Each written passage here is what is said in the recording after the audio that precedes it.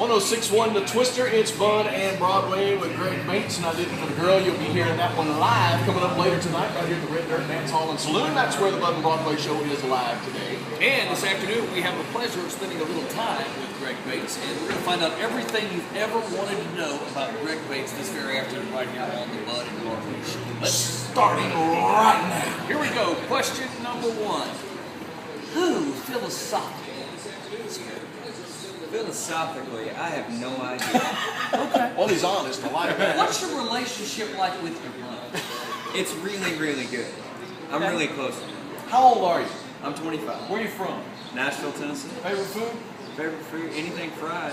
Okay, I like him so far. Favorite color? Blue. Favorite singer? George Strait. Do you have Angelina Jolie tattooed on your back? I don't yet. Ever been in a Turkish prison? No. Okay. It's terrible.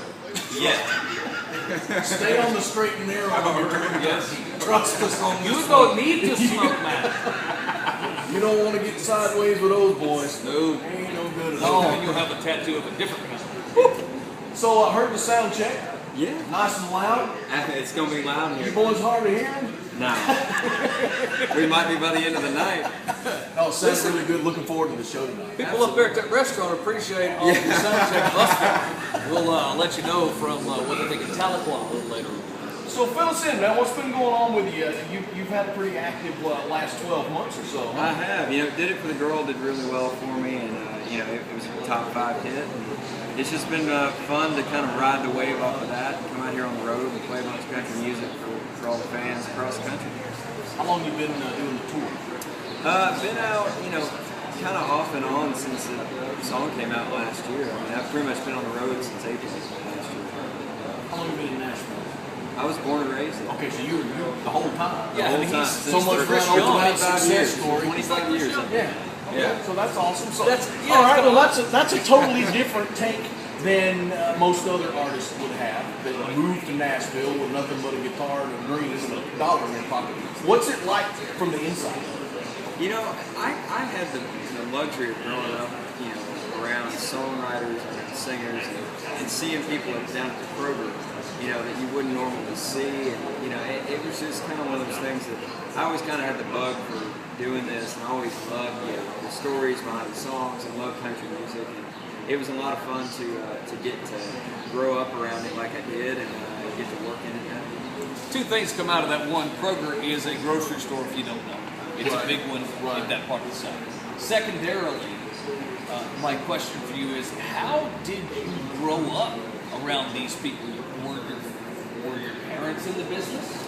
My parents were not in the business, but we had just family friends that were songwriters. Okay. Or I went to school with kids of songwriters, and so I can remember going to writers' rounds when I was a kid and going and seeing hit songwriters play songs when I was 5 years old in my elementary Catholic dormitory. I think it's got to be a cool thing about growing up in Nashville. We never really have talked to anybody other than Chris Young that kind of had that same situation. But to be in a place where you're in the 5th grade and your friend invites you over for the weekend and his dad's a songwriter. Exactly. And all of a sudden, you got a guitar pull happening in the living room. That's got to be awesome. Yeah, I mean, it was something that I never really had a lot of people move to town and they don't even realize that songwriting is a career until they get there. And for me, I knew that my whole life. Yeah, that's it's funny. You call them songwriters. Where we grew up, if you went over and stayed with somebody whose dad was a songwriter, he was just gonna flow. Well, we have those too. He's working on his master. Exactly.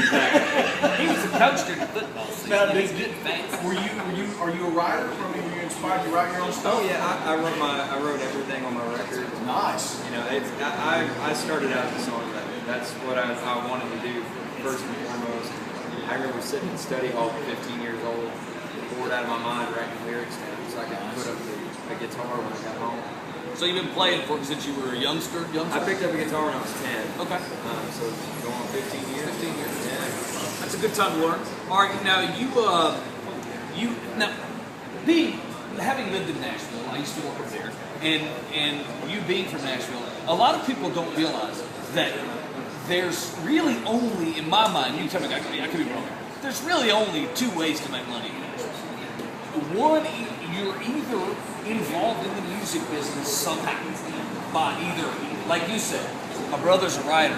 I sell T-shirts at Kenny Chesney shows, or whatever, or medical. I mean, it's and off of those two, Nashville turns. If you think about it, unless you can add something that I'm missing. No, and you're absolutely right. I mean, and what's funny is I got in the music business, and my brother he's a nurse. So we went ahead and covered the whole basis. There you go. And left no stone unturned. Yeah, it's crazy, but that is, and people don't realize the medical community is so strong. And then you say, well, what about all the educators? They're really feeding into the medical community. Right. That's kind of how that's Now working. you do realize that your mama worries more about you than she does your brother, right? Oh, yeah. please. Yes. What's the other one do? He's a singer. Yeah. He's working on his master's. Is what you probably say. He's unemployed.